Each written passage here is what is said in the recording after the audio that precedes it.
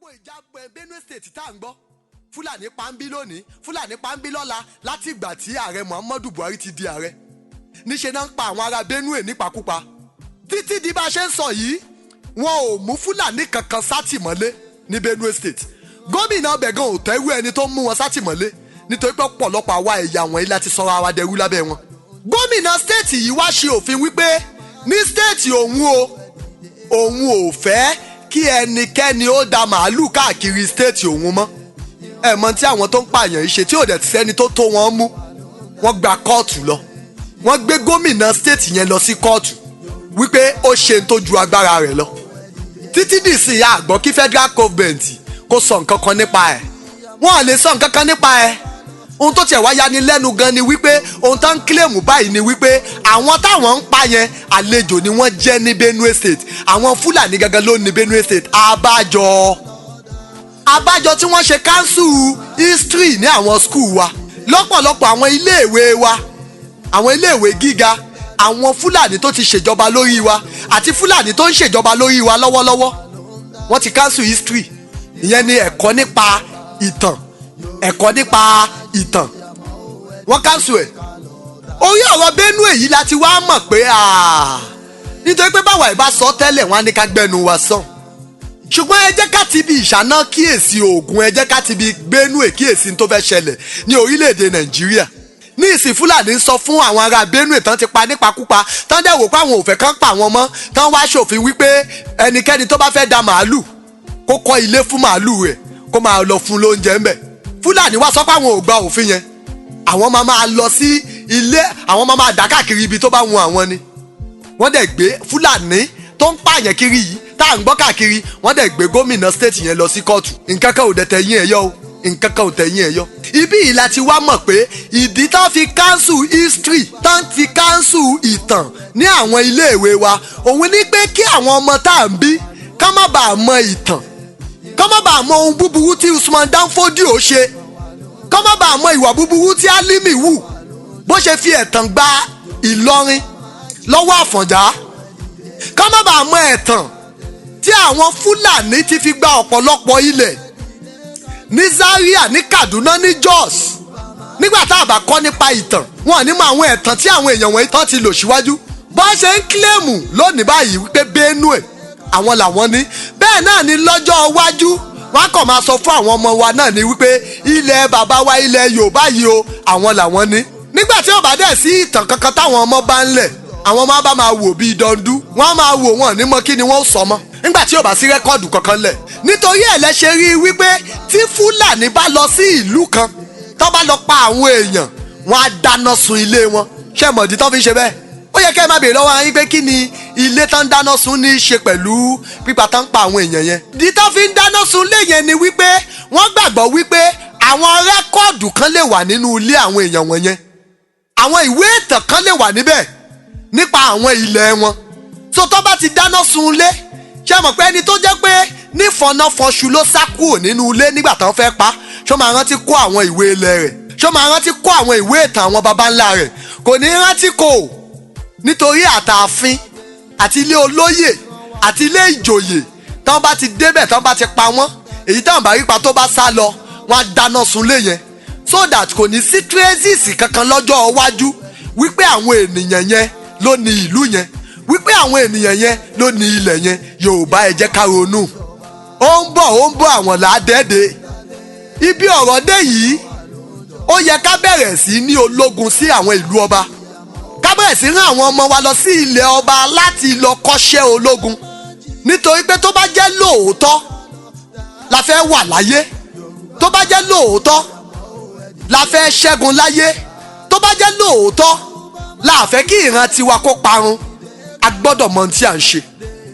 a gbọ́dọ̀ dìde ní kòríta tí a dé yìí a gbọ́dọ̀ dìde ní kòríta tí a dé yìí torí pé àwọn ọ̀tá wa ò sinmi bẹ́ẹ̀ ni wọn ò dẹ̀ sùn wọ́n mọ ibi tán lọ tá a bá ń sọ̀rọ̀ nípa ẹ̀sìn nílẹ̀ Haúsá ẹ̀sìn wọn pọ̀ oríṣiríṣi nílẹ̀ Haúsá a rí àwọn kan wọ́n ń pè wọ́n ní Aljannatobos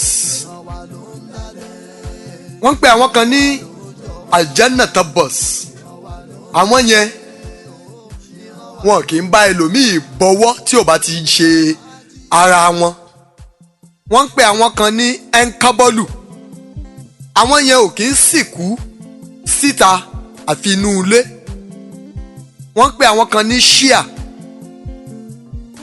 àwọn yẹn àwọn ni ẹni tí Elzezeki ẹni tí wọ́n gbé mátì mọ́lé ní nǹkan bíi ọdún kan sẹ́yìn báyìí òun ni adarí wọn ní Nàìjíríà. wọ́n pe àwọn kan ní Shite. àwọn Shite yẹn àwọn yẹn ni ẹni tán gbé mátì mọ́lé Elzezeki àwọn ni òun jẹ́ adarí fún ní gbogbo Nàìjíríà.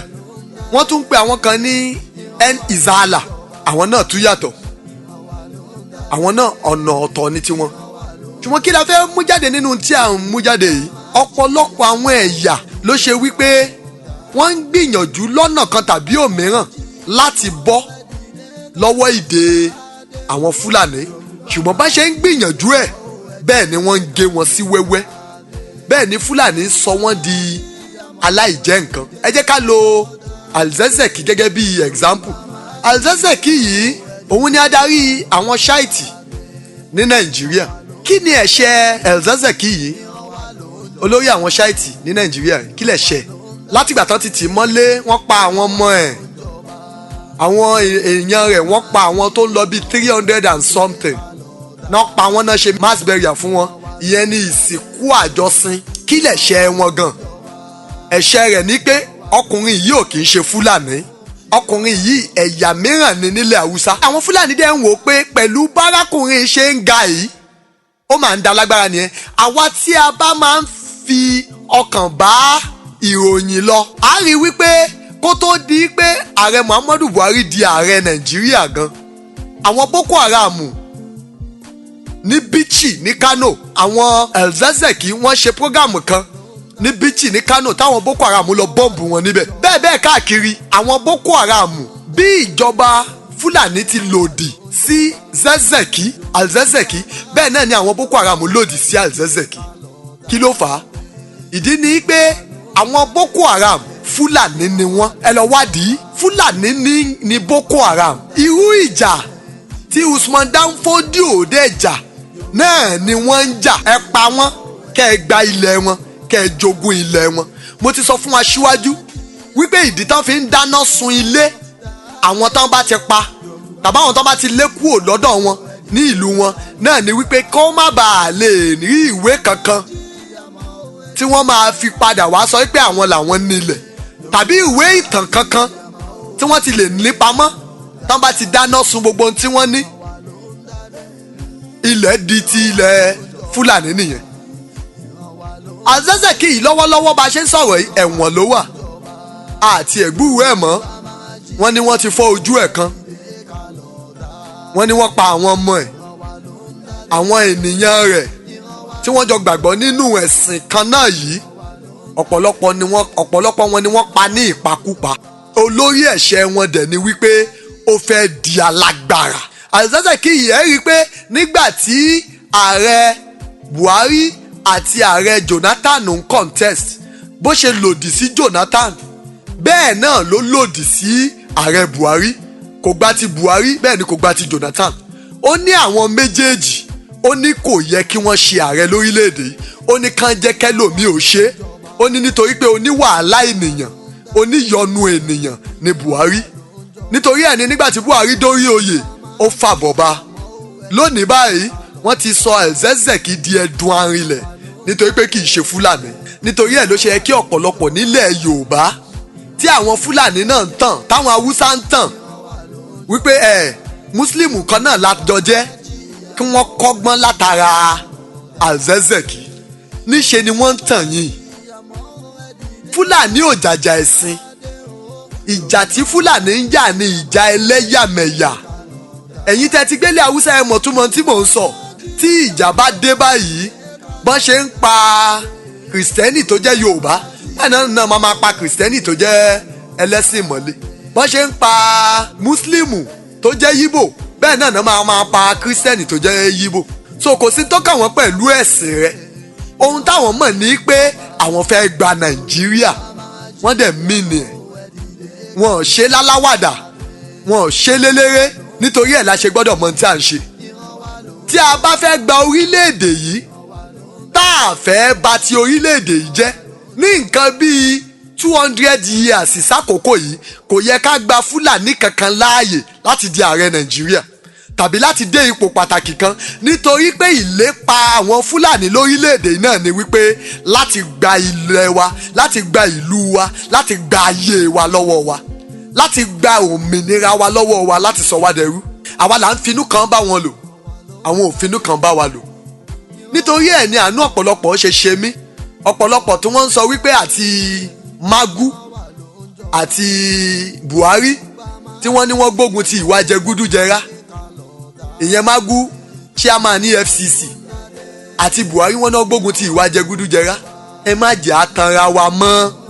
Ẹ lọ wo ìtàn dáadáa 1983 sí 85 ara ni àwọn èèyàn lórílẹ̀‐èdè dojú gẹ́.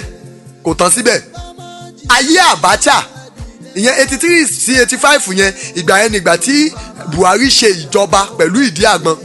Lákòókò Abacha tára tún ni àwọn èèyàn gidi lórílẹ̀‐èdè yìí jùlọ. Buhari tẹ̀ ń pè lólótìtọ́ yìí òun ló head the Petroleum Tax Fund. Àkókò yẹn ara tún ni aráyé dojú gẹ́. Buhari yìí lónìí ó máa ń sọ pé Abacha ò kówó Nàìjíríà jẹ. Ìdí ni pé òun àtàbáṣà jọ ṣèjọba ni látijọ́ tí a tún ti dé tí mo ti gbọ́njú. Ara tó ní aráyé lọ́wọ́lọ́wọ́ yìí ìwé ò tí ì níwárí.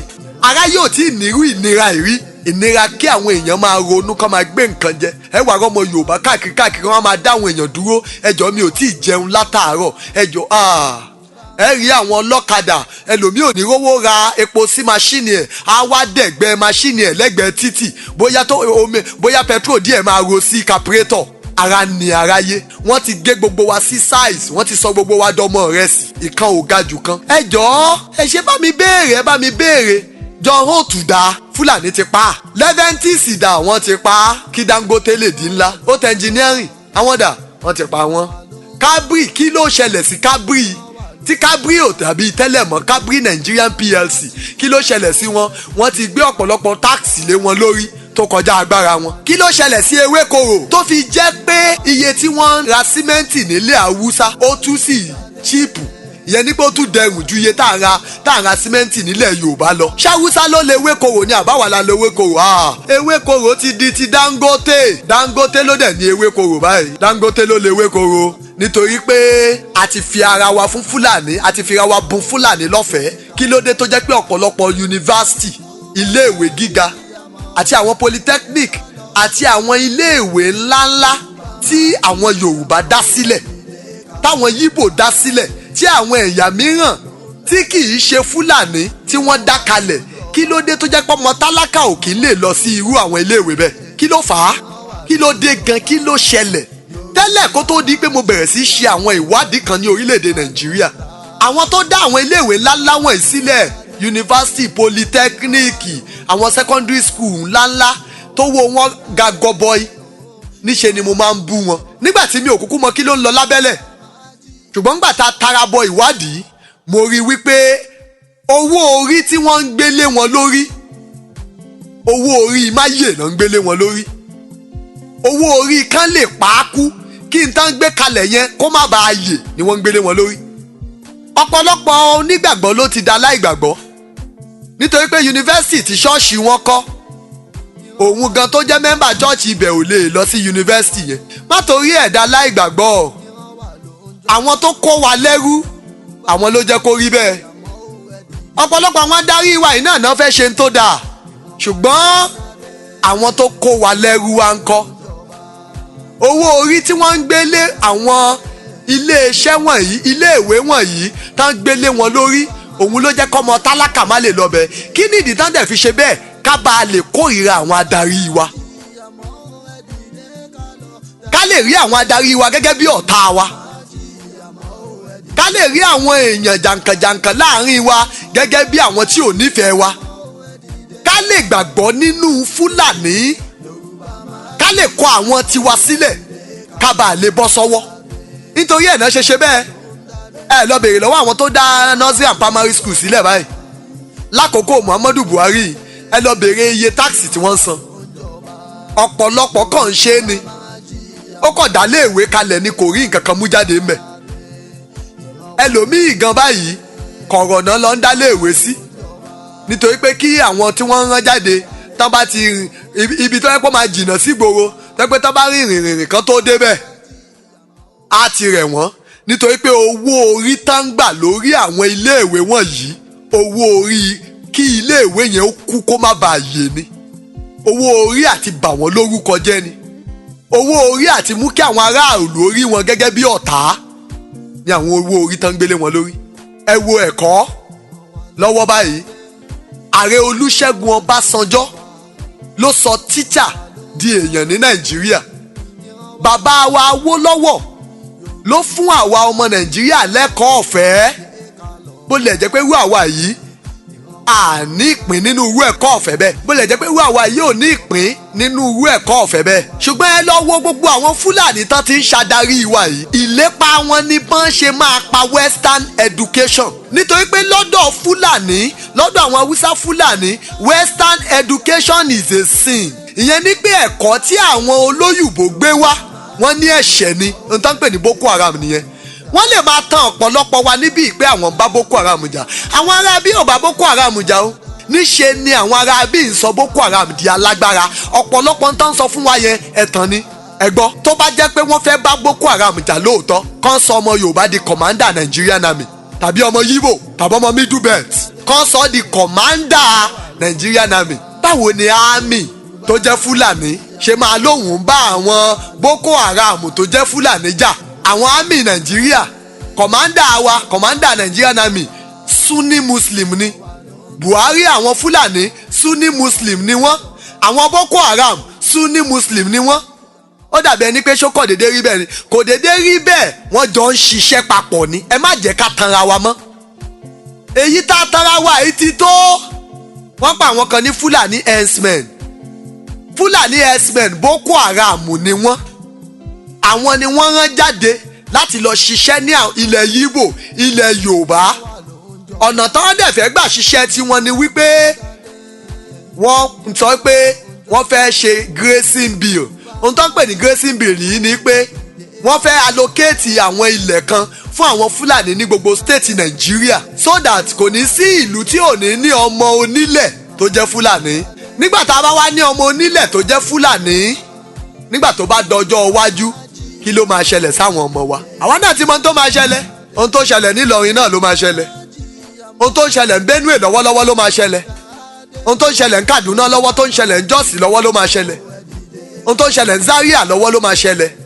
kill and dominate ẹ pa wọn kẹsì gba ilẹ̀ wọn. àwa náà mo ti sọ ọ̀pọ̀lọpọ̀ nǹkan nípa Benue State ṣùgbọ́n ẹ jẹ́ ká wo kí ni plan àwọn Fúlàní yìí lórí omi òkun. àṣírí ńlá ni mo fẹ́ sọ fún wa yìí. ní àkókò Abacha ní àkókò Babangida wọ́n gbé àwọn ìgbésẹ̀ kan láti fa omi òkun lọ sí Kano ṣùgbọ́n àwọn ìgbésẹ̀ yẹn ní ìdíwọ́. ǹjẹ́ mọ̀ pé wọ́n ti kúrò lórí ìgbésẹ̀ yẹn. wọ́n ní ọ̀nà kan gba Nàìjíríà kọjá wọ́n ló kọjá láàrin Nàìjíríà wọ́n ní ọ̀nà yẹn wọ́n ní ọ̀nà àwọn Fúlàní ni. àṣírí ni mò ń sọ fún wa yìí. ọ̀nà yẹn wọ́n láwọn fẹ́ la omi òkun gba ọ̀nà yẹn kọjá. omi òkun tó fẹ́ là yìí òun ló máa gbá ìlú ọ̀pọ̀lọpọ̀ lọ ṣùgbọ́n eléyìí ò lè ṣeé ṣe àfi tán bá pa àwọn adarí kan. eléyìí ò lè ṣeé ṣe àfi tán bá rẹ́yìn àwọn adarí kan. eléyìí ò lè ṣeé ṣe àfi tán bá parọ́ fún wa wípé àwọn adarí wa nílẹ̀ Yorùbá nílẹ̀ Yíbò wípé olè ni wọ́n jẹgúdújẹrá ni wọ́n tán bá mú ká kọ̀yìn sí wọn tán bá wá mú ká kọ̀yìn sí wọn tán tó di ẹ rí i pé lọ́wọ́lọ́wọ́ báyìí gbogbo ipò jàǹkànjàǹkàn lórílẹ̀‐èdè yìí Fúlàní ló wà ń bẹ̀ ó níbi tá à ń lọ. nítorí ẹ̀ la ṣe gbọ́dọ̀ ṣọ́ra pé lẹ́yìn Muhammadu Buhari kí Fúlàní má tún gba ìjọba. tí Fúlàní bá gba ìjọba á jẹ́ wípé àfọwọ́ ara wa ṣe ra wa. ẹ rántí o Àtíkù Fúlàní ni El-Rufai Fúlàní ni. Ribadu lẹ́nujọ́ mẹ́ta wọ́n béèrè ọ̀rọ̀ lọ́wọ́ ẹ̀ wípé báwo ni ọ̀rọ̀ EFCC ó ní EFCC ń ṣiṣẹ́ Fúlàní ni wọ́n mọ tán jọ fi EFCC ṣe wọ́n mọ irinṣẹ́ tí EFCC jẹ́ lọ́wọ́ wọn. so ó lè dọjọ́ iwájú náà kan gbóhùn náà dé. wọ́n ní ẹnìkan ọkọ Sarah wọ́n ní olówó ńlá gidi ni wọ́n ló lówó gan. wọ́n ní ọkọ Sarah ọmọ Buhari wọ́n ní multibillionaire ni. gbogbo àwọn yẹn náà ni wọ́n ń ṣètò wọn kalẹ̀ fún àti ṣe ààrẹ lórílẹ̀‐èdè yìí. ẹ jẹ́ kí a ronú dáadáa lẹ́nu ọjọ́ mẹ́ta náà ni ọmọ kan dìde, ó ti ṣe díẹ̀ báyìí. Wọ́n ní àwa tí a bá rántí kó tiẹ̀ tó di pé wọ́n buwọ́ lu ìwé òfin wípé ọ̀dọ́ ti lè ṣe ààrẹ orílẹ̀-èdè yìí.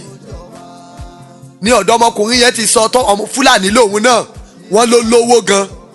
Ibi ó ti rówó ẹ̀ ò mọ́, owó ìwọ àtèmi ni owó ẹ̀. Owó bọ́n ti ń gé èmi àti ìwọ tán ń re wá níyẹn, táà jẹ́ ká ga, táà jẹ́ ká rí nǹkan mú, táà jẹ́ kí gbogbo àwọn òwò wa táà ń ṣe kó lójú. Owó wa ló wà lọ́wọ́ arákùnrin yẹn.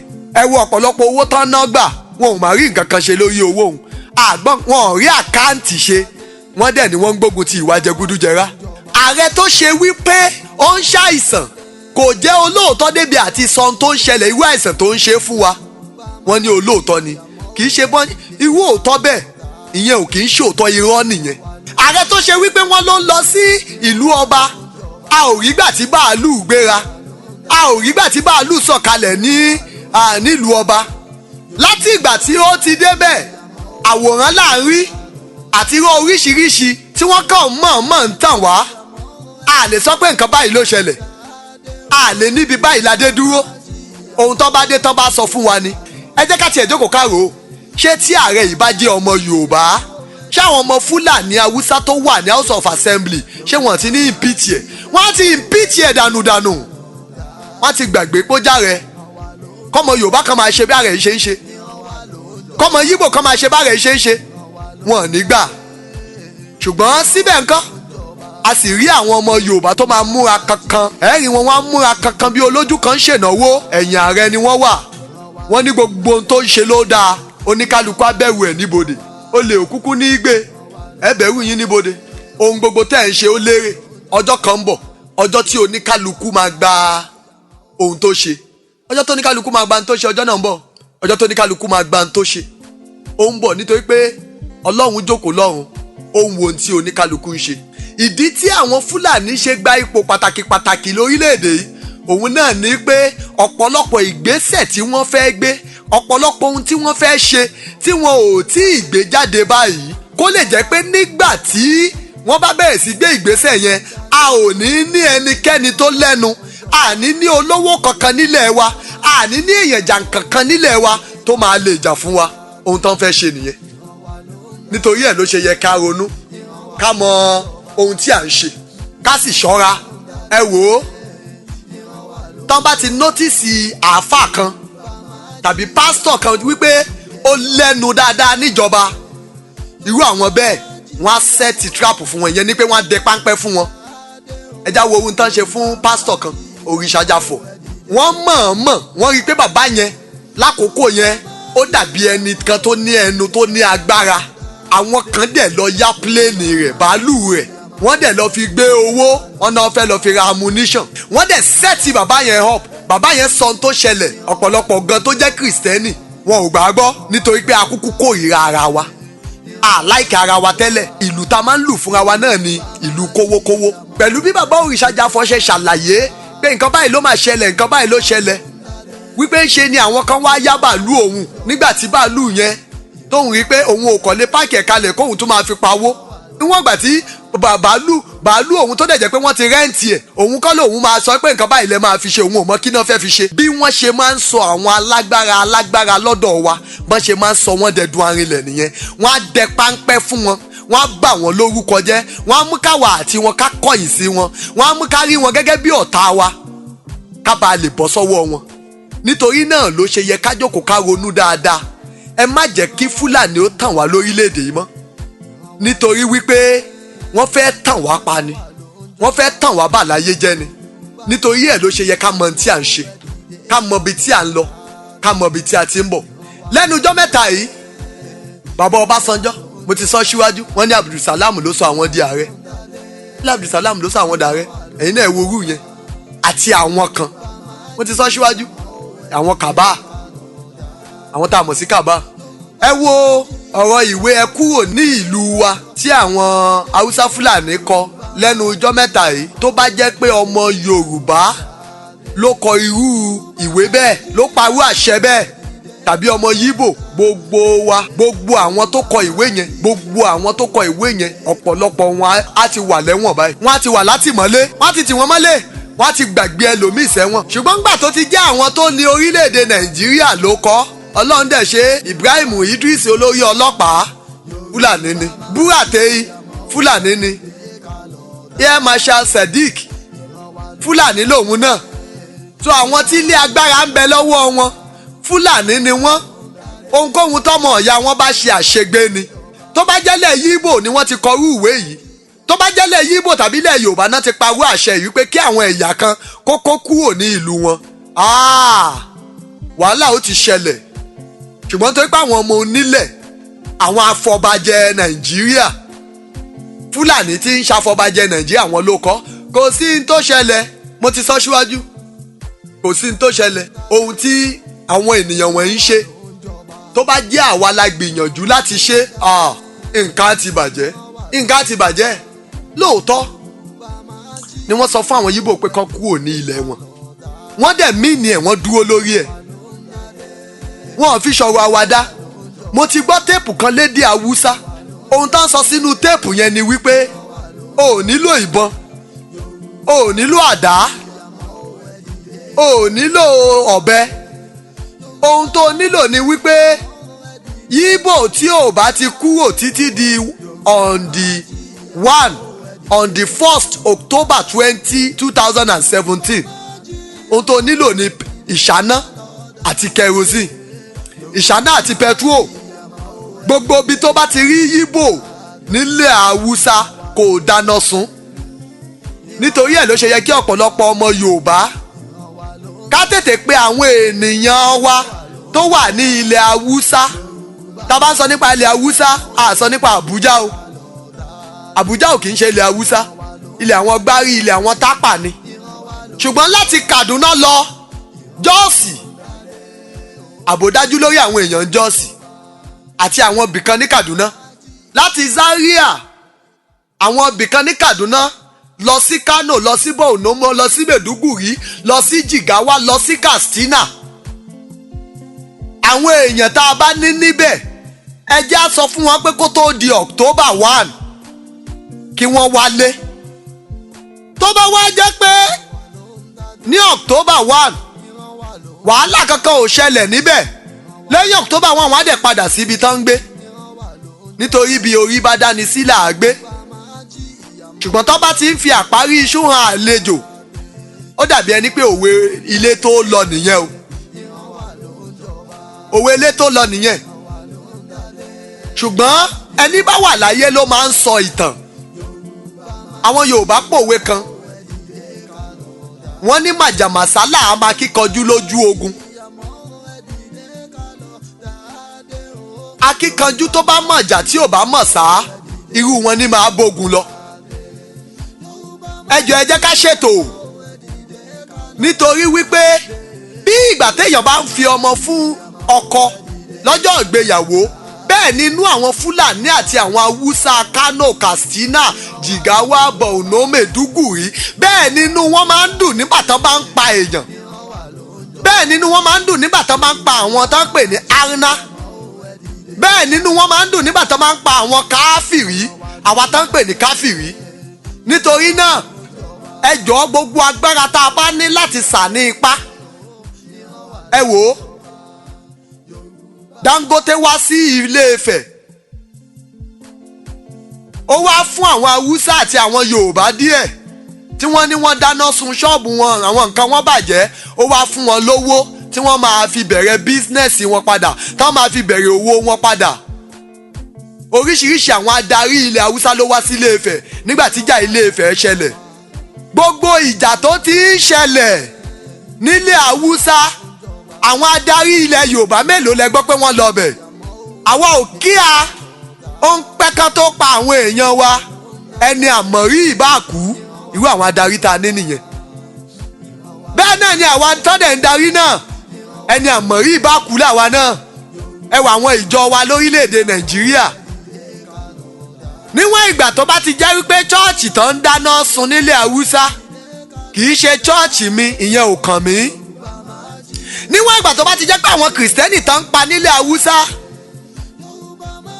mi ò mọ̀ wọ́n rí, ìyẹn ò kàn mí. Ìlú bámúbámú ni mo yó lọ́pọ̀lọpọ̀ wá ń lù. Ọ̀pọ̀lọpọ̀ tó ti dé ipò gíga ìlú kò kàn mí, má jẹ́ ń sọ̀rọ̀ ká má bàa rí tèmi gbámú. Mi ò fẹ́ kúkú àìtọ́jọ́, èsì sígbà má kú òní kú, ẹni kú lárúgbó ikú ló kú, ẹni kú lágbà ikú ló kú, ẹni déjọba Ọlọ́run nìkan ló kúkú gidi. Bó kú lárúgbó, bó kú lọ́mọdé, bó kú lágbà, tó o bá déjọba Ọlọ́run. Ọ̀rọ̀ Ọlọ́run sọ pé ẹni tó kú ní ọmọ 100 ọdún tí kò fayé ẹ̀ fún Ọlọ́run, tí ìgbé ayé ò fògo fọ́lọ́run, tí ò gbégbé ayé ìbẹ̀rù Ọlọ́run, tí ò ní ìfẹ́ làkójá òfin, tí ò nífẹ̀ẹ́ ọmọnìkejì, ó ní irú ẹni bẹ́ẹ̀ bí ìgbà tó ṣẹ́kù ni. Àwa náà mọ ẹni tó ń jẹ́ ìfẹ́. Tó o bá ti gba ẹni tó ń jẹ́ ìfẹ́ gbọ́ lọ ṣèwádìí ta ló ń jẹ́ ìfẹ́, tó o bá ti gbà á gbọ́ bó o kú 100 ọdún bí ìgbà tó ṣẹ́kù ni.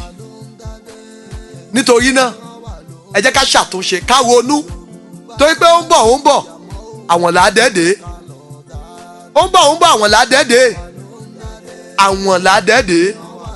Gẹ́gẹ́ bí mo ti ń sọ lọ, ìpinnu wọn àti májẹ̀mú wọn àtètè wọn fún October 1 náà ni pé láti da orílẹ̀-èdè Nàìjíríà rú. Tán bá dàrú tán wọ́n á lè gbé ọmọ Fúlàní kan dìde láti gba ìjọba. Nítorí nígbà tí stéètì bíi 10, 12 bá ń jà tán pààyàn káàkiri ń bẹ̀, sójà aláwọn fẹ́ pẹ̀tù sáwọ̀ gẹ́gẹ́ bí mo ti sọ fún aṣíwájú. Nítorí ẹ̀ ló ṣe yẹ ká ronú o, ká gbé ìgbésẹ̀. Ó ń bọ̀ àwọn làádẹ́dẹ́ o, ká ṣe àwọn tó bá yẹ kí a ṣe. Ọ̀pọ̀lọpọ̀ wa lẹ̀rù ń bà wá wípé ilẹ̀ Yorùbá ò lè dá dúró gẹ́gẹ́ bí orílẹ̀-èdè. Ẹ̀rù ń bà ọ̀pọ̀lọpọ̀ pé ohun tó ń ṣàwọn adarí wa nìyẹn, ṣáàdẹ̀ lè dá dúró báyìí. Tí Ghana bá lè dá dúró, ilẹ̀ Yorùbá lè dá dúró gẹ́gẹ́ bí orílẹ̀-èdè. Tí Kútọnú bá lè dá dúró gẹ́gẹ́ bí orílẹ̀-èdè, kọ́ pé a máa lọ sí Kútọnú lọ ra nǹkan. Ọ̀pọ̀lọpọ̀ àwọn adarí wa ló ní pílánù tó dáa. Ẹ wo wu bàbá wa Awólọ́wọ̀, ó fún wa lẹ́kọ̀ọ́ ọ̀fẹ́. Ẹ wo lásìkò bàbá wa Ọbásanjọ́, àsìkò yẹn ni tíṣà ló dẹni tó ń kọ́lé lórílẹ̀‐èdè yìí, ni tíṣà náà léde èèyàn. Ṣùgbọ́n ẹ wò ó báyìí, níṣẹ́ tí aṣojú Fúlàní ọmọ gidi lọ́wọ́ Fúlàní tó di ààrẹ, ó rí i pé òun sọ àwọn tíṣà dẹdun arinlẹ̀, ó rí i pé òun sọ ẹ̀kọ́ orílẹ̀‐èdè Nàìjíríà di rádaràda, ó rí i pé òun sọ ẹ̀kọ́ orílẹ̀‐èdè Nàìjíríà di rédèrèdè. Bẹ́ẹ̀ ni wọ́n sì ń tan ọ̀pọ̀lọpọ̀ àwọn gómìnà wa. Ẹ jẹ́ ká tẹ́tí sí ọ̀rọ̀ tí gọ́vnà Shettima tó bá gọ́vnà Ìbíkúnlé Amósùn sọ lórí fóònù. Bó tilẹ̀ jẹ́ wípé àwọn méjèèjì dìnáì rẹ̀, wọ́n ní kì í ṣe ọ̀rọ̀ àwọn, ṣùgbọ́n wọ́n dìnáì ẹ̀, tó bá ní wọ́n dìnáì àgbà. Ṣùgbọ́n ta sámọ̀ ní pé ọ̀rọ̀ tí wọ́n ń sọ nínú fóònù yìí, alágbára kan ní ilẹ̀ Haúsá òun ló ń bá alágbára kan ní ilẹ̀ Yorùbá sọ̀rọ̀. Ẹ jẹ́ ká tẹ́tí sí. Alhaji, congratulations. Thank you very much, Kule. Thank you very much. Honestly, I accept your congratulations, even though I see it. Because I remember one time when the fighting in Borno, when our people were being killed left and right. Then what is the Alhaji? I said, do you remember one time when our people were being killed in Borno State, left and right, Bauchi, Gombe, everywhere in the north? Of course. I remember you were saying that was there any Southerner among us, we were the one killing ourselves. I always remember this statement, Mr. Kule. But look at this today now. Today our brother is in charge, and I'm sure he made it clear to the world. The first thing he said was that he was moving the command of Nigerian army to Maiduguri until when Boko Haram is over. So if not your brother as the president, who will do it for you? But we could have done it to anybody in Nigeria. But you can see that some people refuse to do it for us. So really, today I understand why we have to have the presidency, honestly. No, it's like that, Kule. Kule is like that. Because how can anybody convince us that some miscreants cannot be dealt with by Nigerian army? Why can't we believe it was deliberately left? Even if there is no involvement of government hand in it, why can't we believe that it was deliberate? Let them kill themselves. Well, it has come out even very clear, because it was at a point in our campaign, they were saying that by the killings of Boko Haram, there will be no population again. In fact, let me tell you why the North insisted that Jonathan has to go, because we had the plan that if Jonathan continues, the same problem will happen in Kano, the same problem will happen in Sokoto, the same problem will happen in Jos and Ebro until when our population is depleted. No. We have had a wonderful experience, honestly. In order to avoid the problem, that's why I said the district. So whether he accepted or not, the North it was clear voting now. What could he have done? You remember what Babangida did for us? Babangida, you see, what happened was, even when Babangida did it, you understand? Do you get me? The bulk of the population that voted was from the North. And Rini said it. Since Babangida was in Abuja, Governor Rini of Kano State, then, former governor of Kano State, he said, if there's in Abiola in Lagos, Abiola Babangida will have said it is Yoruba that did it. So Abiola should fly to Kano, they will swear him as president, and they will stand their ground. Before we know, they rallied around Abiola, they said, don't go to North, if you go, they will kill you. Maybe so happened. Do you understand? No. So I'm coming now. So Babangida got the... And then Abacha that interconnected him for many years. I'm coming now. I'm coming. Before we are talking about the cancellation now, the cancellation of the elections.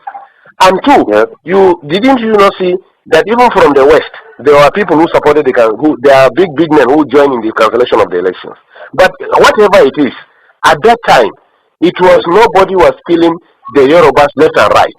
Babangida was virtually betraying everybody and today have you not seen him on TV? Have you not seen how he was looking? Is God not wonderful? Did you not see Babangida? Even though I have promised as from today, so long as he's my brother from the North, even if he's eating everybody in Nigeria fresh, you come out with Nigerian man leg eating, I will not say it's bad again. Because I have learned how to support my people from what I have seen with Igbos and some people in Nigeria with Jonathan. But you must thank God for Yoruba. Yoruba supported Buhari, otherwise we don't have come. No, I'm coming, please. I'm coming. Let me tell you one thing. I'm coming. Listen to me, Kule. A section of Yoruba supported Buhari. Listen to me, please. Let us make this clear. You understand? We are all politicians. Yes. The Tinibus, since 1960s, since the Oyibo left the country, Yoruba was told one word. We are first Yorubas. You are first Yoruba before you are a Muslim, you are a Christian or Nigerian. Yes. So or not so? Yeah, you are right. Abi? Okay. Yes, you are right. Now, all along, a Yoruba man, whoever he is, whether Muslim or Christian, preferred anybody in the south to rule him than a Hausaman from the north. That's the truth about it. So, fortunately, I'm coming, sir. Let me learn. Fortunately, the center is controlled by non-Muslim, non-Northerners. Are you getting me? And Jonathan, fortunately for the North, Jonathan decided to use religion and slice the Yorubas to the extent, for the first time, Yorubas were divided religiously. To the extent Muslims Yorubas stood their ground and said they were not supporting Jonathan. They even refused to attend the meetings of the Jonathan. The papers are there, their statements are there in the papers. So or not so, sir? No, I like it is there. That's the truth. It's there. Even when he went, there were some few Muslim leaders who met Jonathan. The Supreme Council of Islam of Western Nigeria or Yoruba land came out clearly and said no, they disagreed. Do you get me? We know the population of Yoruba close to 80%, or let's say close to 60% are Muslim. This man constituted a national conference. This is the Yorubas that were saying it. We read it and we had them saying it. So that succeeded in dividing the Yoruba themselves. Now, two, the humiliation, whatever they did to us, our own was that let them kill us and reduce our population. But at least they still know that we are significant politically and they allowed us to maintain some position. But in the case of Yorubas, they were sliced out of the whole system. So or not so.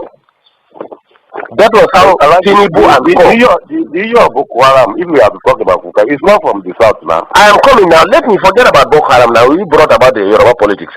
Now, Tinubu and the Yorubas generally carried what happened to them and went to Kaduna and met them in Kaduna and begged them that we have to put our head together. Look, sir, let me tell you the truth and find out. At a point, the Yoruba being humiliated under Jonathan were even considering to cut off and put the Oduduwa Republic, but they realized If they do that, the Igbos were completely in charge of finance, civil service, security, and everything. If they dare do that, now East and the North, they enjoy exactly. I'm coming now.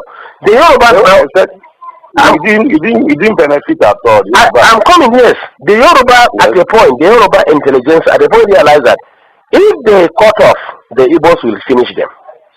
If they stay as it is and Igbo continue ruling, they will be completely finished. Before Jonathan, significant part of the economy, who are the accountants are Yorubas, who are the judiciary and lawyers are Yorubas, who are the civil service are Yorubas. Today you can't find any one of them. So or not so. So that's why the Yorubas say, even if we want to leave this country, we must get this power out of the hand of the Igbos and reposition ourselves.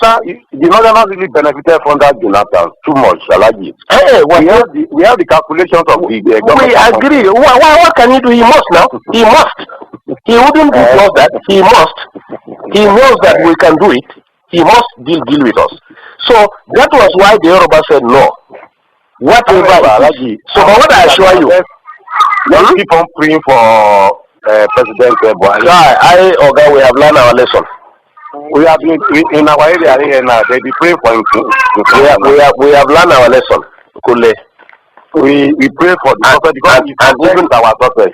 No, to tell you the truth, the northern people, notwithstanding the presidency, honestly, the trust at least of the southeast is finished. And I assure you too, in Yoruba land, listen to me. I am coming. This really helped Northerners in 1979. I am coming, please. They helped Shagari. Listen to me. Not that they help themselves, gentlemen, please. We don't need anybody in this country. They help themselves. Let me ask you a question, sir. Let me ask you a question. Between cars, industries, and human beings, who are more in number? At the Northerners now. Not number. I'm not talking of population. I'm talking of economy now. I'm talking of cars, the motors that we drive. Yes. And industries that we have. Yes. If you put them on one part and you put human being on the other part, who are more in number? Cars are more. Cars are more than human beings? Human being. Good. Two, if you put fuel and food by the side, which one is consumed more? Is food now. Good. And we have food. So Igbos are actually helping themselves. Let me tell you, even in Yoruba land, let me tell you what they will do to Igbo this time. What Oba of Lagos said that we are pushing them to the ocean. Most of this market that are banning in Lagos, look at it, they are Igbo-dominated markets. You get me? In fact, some Yorubas were telling me when I was in Lagos last weekend that it is we, the Northerners, when we are in charge of Lagos as federal capital, that open room for Igbos to come and dominate them. And it's over now. And it's over. All the businesses Igbos are doing, we are going to bring it and do it. Do you get me? Fashola for the past 5 years have refused to approve any industry, especially pharmaceutical, to Igbo people. Find out. You are right. You are right.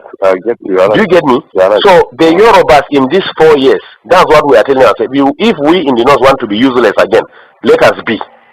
But the Yoruba people in the 4 years, they want to control their land completely. That's why Buhari have to sign that Lagos is going to be given special status.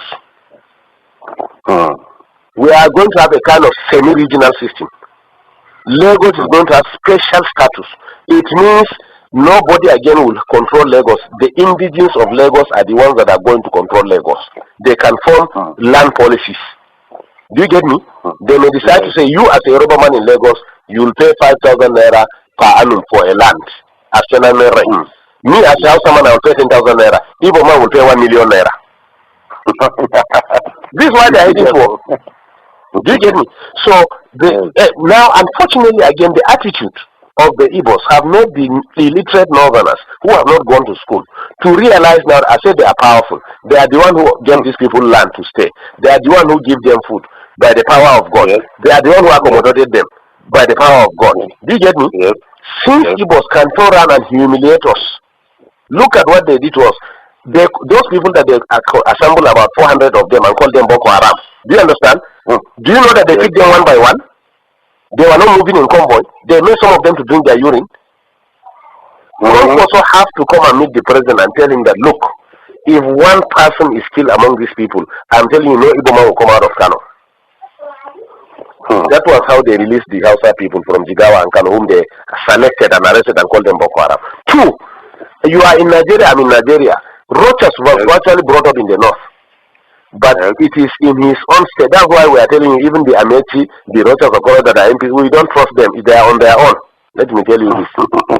They are on their own. Nobody can deceive us again. We are wise now. Businessmen, they are businessmen. No, what I'm telling you is that Rochas was in. He is running to Sultan. He didn't know Sultan has no significance in this government. Even last 2 days he was in Sokoto. He didn't know that even Sultan has no significance in this government. He was in this north. It was Rochas State, Imo State, that they started saying that Hausa people must have ID card to live in that state. Yes.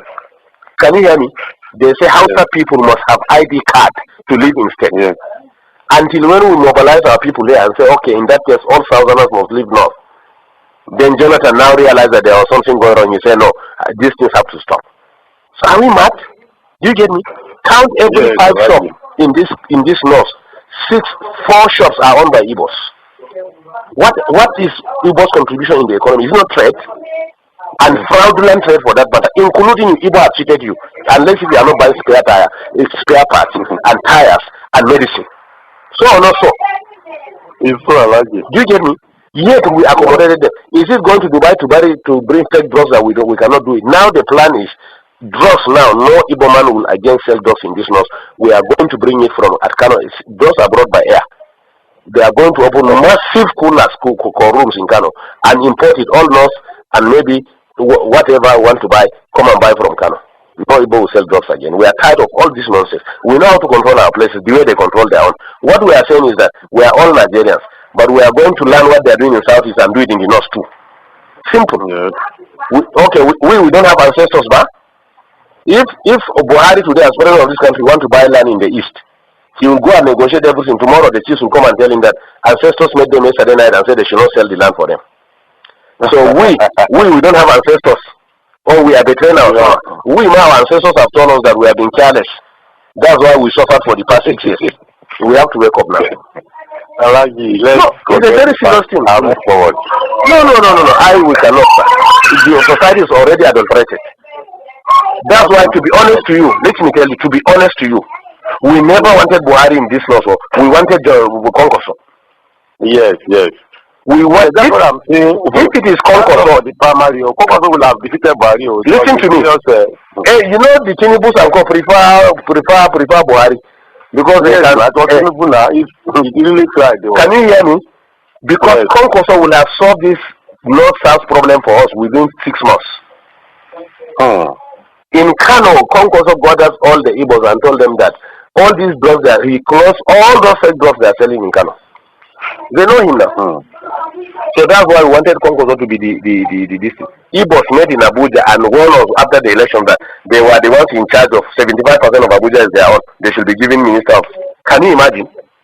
Negotiate and say this is the governor they want with their rulers everything. Igbo say no, he cannot be governor. Haba. In somebody's land.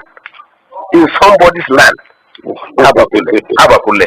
The arrogance is too much. So 10 years ago I have warned it. I say the Igbos are building nation within our nation. They will engage us within our nation and reinforce from their nation. That is exactly what we saw during the tenure of Jonathan. Immediately we voted Jonathan. What we did to Jonathan in this north, Igbos in the north, their chiefs, gathered and came to Aso Villa. To the glare of everybody on TV, they say it was nobody that voted Jonathan, but the Igbos were the ones who voted him. Did you not hear that one? Did you not read it? In our own land, Igbo say we didn't vote Jonathan. It was they that voted Jonathan. 2, before elections again, they gathered themselves and came and met Jonathan and met in Abuja and said that they are directing all Igbos in the north must vote Jonathan. We don't mind. Let them vote anybody. But can you do that in the southeast? They stop us from even voting. Let me answer this. Amina wa alaikum salam. Alagi. We call in the night. Thank you. Can you hear me? In the southeast, all houses in the southeast were prevented from voting. Find out. Yes, find out. But yet in our own land, they will stand and say that it is their problem that force above Lagos to say that if they try to frustrate the decision of the Yorubas, they will send them to ocean. And I'm telling you, after 4 years, at least north we are liberal, but in the southwest, after 4 years, Igbos can never be useful and relevant again in the southeast. Wait and see. In fact, the plan of APC is that they are going to make alliance of northwest economic development. The west has the ocean. Can you hear me? Yes. The north has agricultural produce. Yes. So what they are going to do, the government is going to develop all the agricultural and mineral resources in the north. And then they will put primary industries here. And then go and export, finally finish them in Lagos or Southwest and export them and bring back the money and share it between the two regions. Let them drink their oil. This is the plan on ground. Let's just pray for success of General Buhari. For that, success is our success. For that, we can benefit better. It's true. That's our prayer now. That's our prayer here. Everybody is praying for his success for that. If he's successful, everybody is successful. God help us. No, but not to the extent of living the way we are. Our prayer now is that may God remove the influence of the Southeast in our region. That's all what we are praying left and right now. I'm telling you. I like you, okay. No. The Boko Haram, these people are caught red-handed with bombs. Who are supplying the weapons? Who killed General Shua? They think we don't know. They were saying that they were revenging what they did to them in Biafra. Biafra was a war, it was a step war, trying to bring them back to the nation. No, be so? Do you get me? Some useless videos started Boko Haram, but there was hand. Don't worry, investigation will reveal everything now. Don't worry. We were just exercising patience, looking at what is happening. That is typical Northern, that's how we are. Just look at what is happening. But we drew a line. 2014. 2015 they call it. It is the end of it. Whether anybody wins or don't win is okay. That was our decision, honestly. And they met in Enugu and listen to me, they met and saw it that in the event of cutting it, why will they put their people? That's why the man has to surrender now. Let him inform. Some of us preferred him to have been resistant so that we redefine this country. I'm telling you. A lot of casualty will be many. Nothing like killing. Let everybody go his way. Ha! Is it not rain that is falling in the north now? We have the food. What is oil? Look at Niger. Rano is still selling oil. He's bringing it from Niger. What is the big deal? It is when they met and saw the danger of any attempt. That was how they surrendered. But honestly, we have already made up our mind. Because we said to ourselves, if you don't, even if you stay, they are going to kill you. Abi? Under Jonathan, from Namadi Sambo down to the lowest person in the north is a Boko Haram. They can pick you whoever you are. We know that. At least we are part of the system. Thank you, Kule. Bye bye. Thank you, sir. Thank you. Yes, sir. Pẹ̀lú tí wọ́n sọ nínú ọ̀rọ̀ tí àwọn méjèèjì sọ lórí fóònù yìí, a rí wípé ọ̀pọ̀lọpọ̀ àwọn gómìnà wa gangan kọ́ ló ń ṣèjọba wa nílẹ̀ Yorùbá.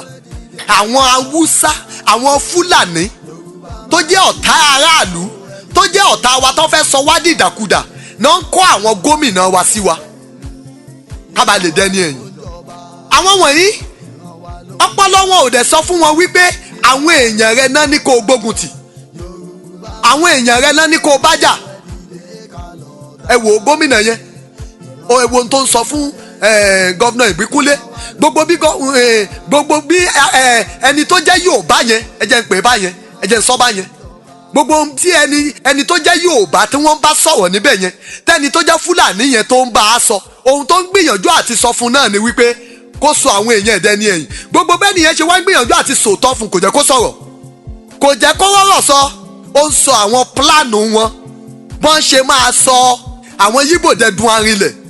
Tẹ́ bá dẹ̀ gbọ́ tó ń dárúkọ Yíbò tí Fúlàní tàbí Haúsá bá ń dárúkọ Yíbò fún yín, ohun tó ń dárúkọ ni àwọn Yorùbá, àwọn Christian, gbogbo wa náà kà sí, wọ́n ká gbogbo wa sí ọwọ́ kan. Ẹ̀yin pé níbẹ̀ yẹn gan wọ́n fẹ̀sùn kàn gbogbo àwa Yorùbá nínú phone conversation wọn yẹn, wọ́n fẹ̀sùn kàn wá, wọ́n la support Jonathan.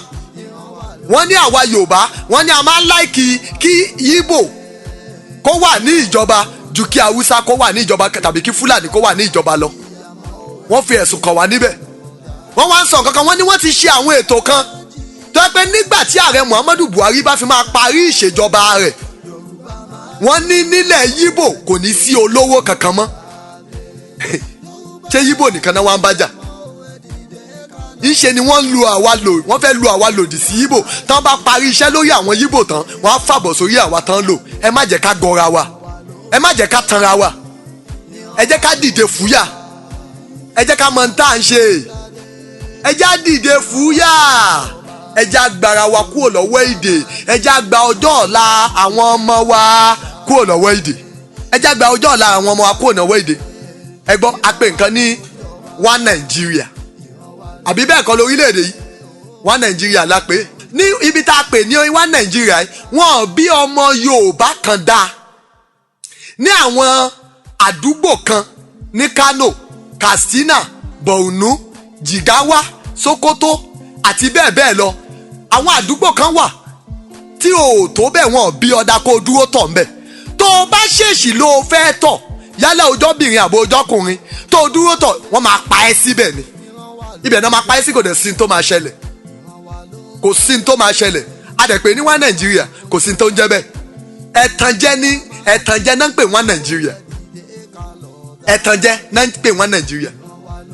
Ó lójú àwọn iléeṣẹ́ tó lè wọ̀ nílẹ̀ Haúsá. Ọ̀pọ̀lọpọ̀ iléeṣẹ́ tó bá dé bẹ́ẹ̀, wàá ṣẹ̀ṣẹ̀ lọ sanwó fẹ́ni tó máa bá ẹ interpret ni, ẹni tó máa bá ẹ interpret. Nítorí pé ẹni tó bá nílé iṣẹ́ sọ fún ẹ pé bá àtúwé ń ṣí, ìtumọ̀ bá àtúwé ń ṣí ni pé òun ò gbóyùbó. Wàá ṣẹ̀ṣẹ̀ wá lọ wá ẹni tó gbọ́ ẹni tó gbá Haúsá tó gbóyùbó, tó yẹ pé nìyẹn máa sọ ó máa túmọ̀ ẹ̀ fún ẹ, wàá dẹ̀ sanwó fún. A dẹ̀ pé ní One Nigeria, ẹ̀tàn là ń tanra wa, ọjọ́ wo la fẹ́ tanra wa dà? Kò sí tó jẹ́ One Nigeria nínú tó wà nílẹ̀ yìí. 24 Nigeria ni mo mọ̀, mi ò mọ̀ One Nigeria. Nítorí pé àwọn tó ti dé ipò gíga, mi ò mọ̀ kí ni wọ́n ń bẹ̀rù o, mi ò mọ̀ wíìdì tán dè wọ́n o, bóyá ń ṣe náà dẹ̀ mú wọn múlẹ̀ ní o, kò tiẹ̀ yé mi. Nítorí àwọn tí Ọlọ́run ràn lọ́wọ́ láti dépò gíga ló yẹ kó gbà wá lọ́wọ́ ìyọnu yìí. Àwọn tó wà ní àwọn orílẹ̀-èdè ńláńlá, ẹ gbà wá, a wà lábẹ́ ìdè Fúlàní, a wà lábẹ́ ìdè Haúsá Fúlàní, àfi kẹ́ gbà wá kẹ́ tú wa sílẹ̀. Nítorí pé ta bá ń bá a lọ báyìí, kí làwọn ọmọ wa fẹ́ dé bá? Bó lè jẹ́ pé ọ̀pọ̀lọpọ̀ wa, èdè ta máa ń pè náà ni wípé kọ́mọ tó jogún máa jọgbọ̀n. Èdè rádaràda ni, èdè òṣì ni, èdè èpè ni. Ó yẹ ká yí nǹkan fi kalẹ̀ fáwọn ọmọ wa. Ẹ wò báyìí, gbogbo tírélà orílẹ̀-èdè Haúsá lónìí. Wọ́n á máa parọ́, wọ́n á ní àwọn èèyàn wa kówó jẹ. Kò sí ẹni tó kówó jẹ, kò sí ẹni tó corrupt gẹ́gẹ́ bí àṣà Haúsá corrupt. Kò sí ẹni tó corrupt bí Haúsá ní Nàìjíríà. Ọ̀dọ̀ wọn ni corruption gbogbo sí, ọ̀dọ̀ wọn ni wá jẹgúdújẹrá ti bẹ̀rẹ̀, ọ̀dọ̀ wọn ló parí sí. Ṣùgbọ́n wọ́n á máa tàn wá, àwa náà dẹ̀ máa gba ìtàn wọn láàyè. Ẹ jẹ́ ká béèrè lọ́wọ́ àwọn tí orí kó yọ lọ́wọ́ àwọn Haúsá ní 1982 sí 83. Ẹ jẹ́ béèrè ohun tí wọ́n fojú wí yìí, àwọn tó rí kó yọ. Ẹ jẹ́ béèrè ohun tójú wọn rí. Ẹ pé àwọn tó ti gbélé Haúsá kẹ́ máa béèrè ìbéèrè lọ́wọ́ wọn. Ẹ jẹ́ ṣe program kan tá máa fún àwọn tó ti gbélé Haúsá láàyè, tá máa sọ̀rọ̀ lórí rédíò, lórí tẹlifíṣàn, kán sọ̀rọ̀ ìrírí wọn nílẹ̀ Haúsá fún wa. Nígbà tí mo wà nílẹ̀ Haúsá, a rí àwọn ìrírí tó dáa tó yẹ kí àwa Yorùbá kọ́ ọgbọ́n níbẹ̀. A dẹ̀ tún rí àwọn ìrírí tí ò dáa. Lọ́jọ́ kan mo fẹ́ lọ ra Vespa. Mo dẹ̀ sọ fún ọ̀rẹ́ mi kan Haúsá, bó lẹ̀ jẹ́ pé wọn ì sábà mọ̀ pé mi ò kì í ṣe Haúsá. Tó pé bẹ́ẹ̀ mi bá ń ṣe Haúsá gangan ò lè mọ̀ pé mi ò ṣe Haúsá. Mo dẹ̀ sọ fún ọ̀rẹ́ mi pé mo fẹ́ lọ ra Vespa. Ọ̀rẹ́ mi tí mo sọ fún pé mo fẹ́ lọ ra Vespa yìí, láàárọ̀ ọjọ́ tí mo fẹ́ lọ ra Vespa, ó dẹ̀ jí wá ká mi mọ́lé. Ohun tí mò ń sọ ìyá ti máa lọ bí ọdún 25 ó dẹ̀ jí wá ká mi mọ́lé láàárọ̀. Ó jí wá ká mi mọ́lé láàárọ̀. Nígbà tó wá ká mi mọ́lé láàárọ̀, kí ló wá ṣe fún mi?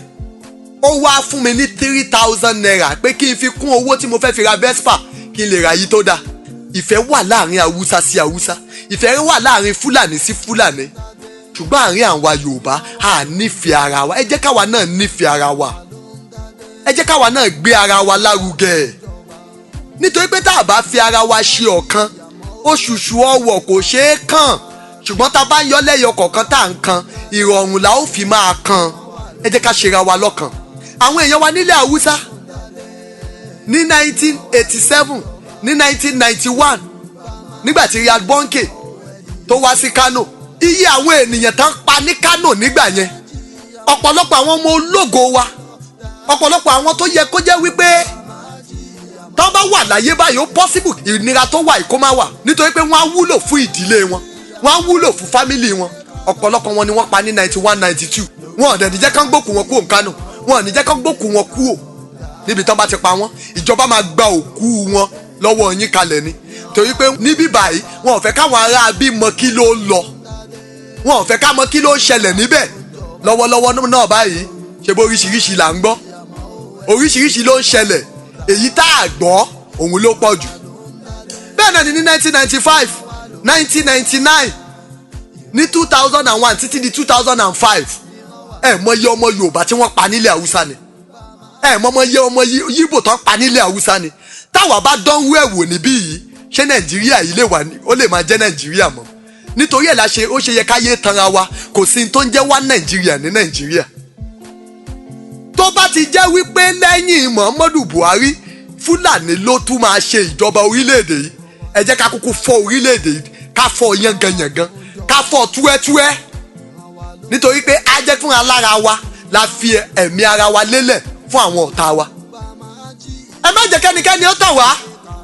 Babangida lóhùn sọ́pọ́ọ̀tì restructuring, Àtíkù lóhùn sọ́pọ́ọ̀tì restructuring, níṣe ni wọ́n tún tàn wá o. Bí Buhari ṣe tàn wá tó gbàjọba, ó lóun máa sọ $1 di $1, inú gbogbo wa ń dùn, òun máa sọ epo di 40 naira per litre, inú gbogbo wa ń dùn. Ṣé kò mọ̀ wípé onígbà tó ń sọ gbogbo yẹn wọn ò mọ̀ wípé gbogbo táyẹ̀ṣẹ̀ ń sọ ní ìsìn wà ńlẹ̀, wọ́n ń tàn wá ni, wọ́n ń tàn wá ni. Ẹ má jẹ́ káwa náà tanra wa, ẹ jẹ́ ká ronú, ẹ jẹ́ ká pàjọ kó ronú, ẹ jẹ́ ká ṣe àwọn àtúnṣe níbi tí àtúnṣe ti yẹ, ẹ jẹ́ ká ṣe ara wa ní ọ̀kan. Ní lẹ́yìn gbogbo pípa tán ti pa àwọn èèyàn nílẹ̀ Haúsá yìí, lẹ́yìn yẹn la tún bẹ̀rẹ̀ sí gbúròó Boko Haram. Ẹ̀yin náà ṣe mọ iye ọmọ Yorùbá tí Boko Haram ti pa ṣá, ṣe mọ ọmọ Yíbò tí Boko Haram ti pa. Ọ̀pọ̀lọpọ̀ á sọ pé ara wọn náà ń pa, wọn ò para wọn o. Tẹ́ ẹ bá gbọ́ pé wọ́n pa ara wọn kankan, ara wọn tán pa yẹn máa jẹ́ Christian, tàbí kó jẹ́ gògòbírí, tàbí kàjé, tàbí gbárí, tàbí àwọn júkùm, tàbí àwọn tífí. Àwọn tí wọ́n ń pa nìyẹn. Fúlàní ò para wọn o, torí pé Fúlàní ni Boko Haram. Ẹ lọ ṣèwádìí tí mò ń sọ. Fúlàní ni Boko Haram. Nítorí náà Yorùbá ẹ jẹ́ ká ronú, ẹ jẹ́ ká ṣàtúnṣe o, ẹ jẹ́ ká gbé ìgbésẹ̀ ọ̀tún nítorí ọ̀la àwọn ọmọ wa,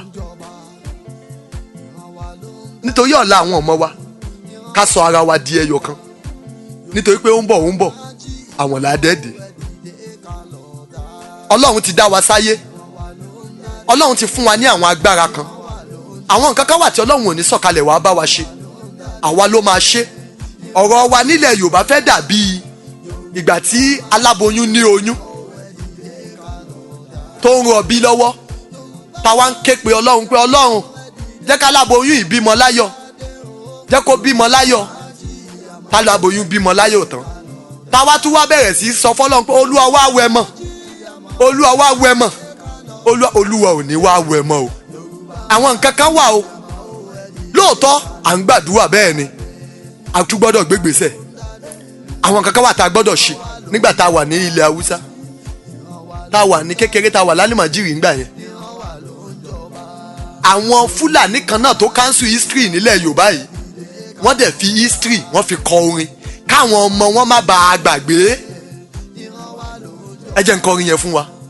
Wọ́n ní sarakuna yanka náwọn ní, sarakuna yanka hudu ní, Kano da Adeja Gumal da Kazaure, Kano Ado Bayero, Hadeja Maja Aruna, Gumal Muhammadu Sani, Kazaure Ibrahim Adam, Kazaure Ibrahim Adam.